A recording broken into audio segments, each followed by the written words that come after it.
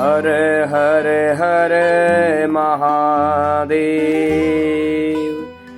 देव देव महादेव शरणागत वत्सल प्रसीद करुणा सिंधु सांब शंकर सर्वदा। हर हर महादेव। आप सभी धर्म प्रेमियों को हर हर महादेव। बंधुओं, आज मैं आप सभी के लिए लेके आया हूँ भौम त्रयोदशी प्रदोष व्रत कथा। तो आए हाथ जोड़कर भगवान भोलेनाथ को पहले स्मरण करते हैं, ध्यान करते हैं, भगवान भोलेनाथ का वंदन करते हैं। तत्पश्चात जो है भौम त्रयोदशी व्रत कथा को श्रवण करेंगे। कर्पूर गौरम करुणावतारम संसार सारम भुजगेन्द्रहारम सदा वसंतम हृदयारविंदे भवां भवानी सहितां नमामि। बोलो शंकर भगवान की जय।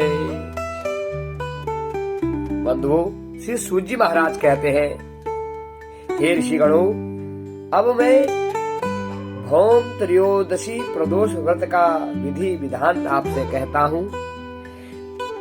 मंगलवार का दिन व्याधियों का नाशक है। इस व्रत के करने मात्र से जो है अनेक प्रकार के रोग जो है दूर हो जाते हैं।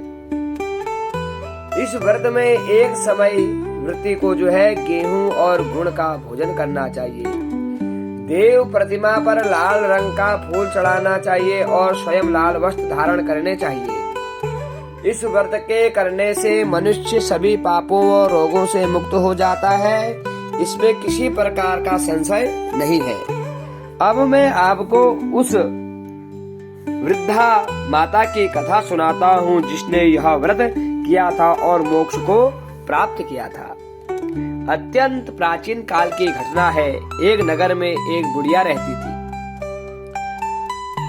उसके मंगलिया नाम का एक पुत्र था। वृद्धा को हनुमान जी पर बड़ी श्रद्धा थी। वह प्रत्येक मंगलवार को हनुमान जी का व्रत रखकर यथा विधि उनका भोग लगाती थी। इसके अलावा मंगलवार को न तो घर लीपती थी और न ही मिट्टी खोदती थी। इसी प्रकार से व्रत रखते हुए जब उसे काफी दिन बीत गए तो हनुमान जी ने सोचा कि चलो आज इस वृद्धा की श्रद्धा की परीक्षा करें। तो वे साधु वेश बनाकर उसके द्वार पर जा पहुँचे और पुकारा, हे कोई हनुमान का भक्त जो हमारी इच्छा पूरी करे। तो वृद्धा ने यह पुकार सुनी तो वह बाहर आई और पूछा कि महाराज क्या आज्ञा है। साधु वेशधारी हनुमान जी बोले कि मैं बहुत भूखा हूँ, भोजन खाऊंगा, तू थोड़ी सी जमीन लीप दे। वृद्धा बड़ी दुविधा में पड़ गई।